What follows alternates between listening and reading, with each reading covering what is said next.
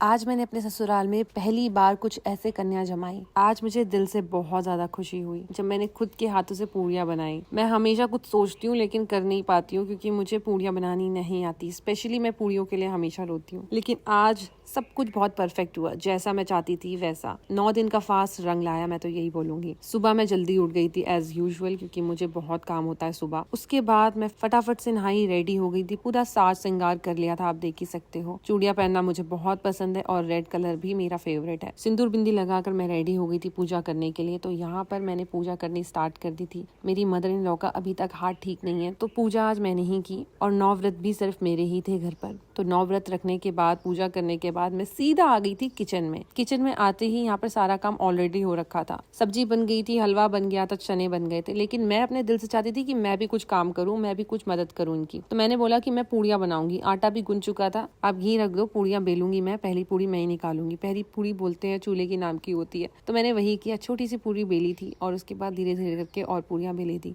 भैया से भी पूछ रही थी कि भैया ये ठीक है या नहीं, ऐसा ना हो कि मुझे अच्छी लगे और फिर कन्याएं खाए ना, ऐसा मैं नहीं चाहती थी। इसीलिए मैं उनसे पूछ पूछ के काम कर रही थी। आप देख सकते हो पहली पूड़ी बहुत ज्यादा फूल गई थी। मुझे बहुत खुशी हो रही थी। यूजुअली मैं पूड़ियाँ बनाती नहीं हूँ, ना ही रोटियां बनाती हूँ, बिकॉज मुझे नहीं आता, चाहे मैं कितनी भी ट्राई कर लूँ। लेकिन आज न जाने क्यों सब अच्छा हो रहा था। स्टार्टिंग से ही सब कुछ अच्छा हो रहा था, तो मुझे ये देख करना और अच्छा लग रहा था। पॉजिटिव वाइब्स आ रही थी, बाय गॉड। तो यहाँ पर पूड़ियाँ एकदम भटूरे की तरह फूल रही थी और बहुत ही सुंदर बन रही थी, बाय गॉड। बहुत अच्छा लग रहा था। साथ में ही पूजा की तैयारी हो रही थी। यहाँ पर मैंने 20 से 25 पूड़ियाँ बना दी थी, बाकी पूड़ियाँ भैया बना रहे थे। दूसरी तरफ हमने भोग लगाने के लिए माता रानी सारा सामान, सारा खाना एक तरफ कर दिया था और एक प्लेट में लगा दिया था। फिर मैं ऊपर लेकर गई जहाँ पर मेरी मदर इन लॉ भी नहाकर आ गई थी और फिर उन्होंने यहाँ पर पूजा पाठ करी। तो यहाँ पर दोनों बैठ गए थे पूजा पाठ करने के लिए। आप देख सकते हो हर चीज मुझे समझ आ रही थी, हर चीज में समझ रही थी कैसे क्या करते हैं, और बहुत ही अच्छा लग रहा था। और फिर मेरी मदर इन लॉ ने बोला कि एक हाथ में हल्दी लगा ले। हल्दी का एक तरफ छापा और दूसरी तरफ घी का छापा सीधे हाथ से लगाना है। वही चीज मैंने कर दी थी। पूजा हो गई थी। अब हम दोनों आ गए थे नीचे जहाँ पर कन्याएं आ चुकी थी। अब कन्याओं को हमें अंदर बुलाना था, वेलकम करना था कन्याओं का। तो यहाँ पर हम वही चीज कर रहे थे। सारी कन्याएं बहुत ज्यादा एक्साइटेड थी। आप देख सकते हो कितनी ज्यादा हैप्पी थी, और वो यहाँ पर आने के लिए और ज्यादा एक्साइटेड थी क्योंकि हम बहुत फन करते हैं। यहाँ पर सबसे पहले ना हमने उनके पैर धुलवाए और उसके बाद उनको बैठा दिया। फिर प्लेट लगा दी थी डाइनिंग टेबल के ऊपर ही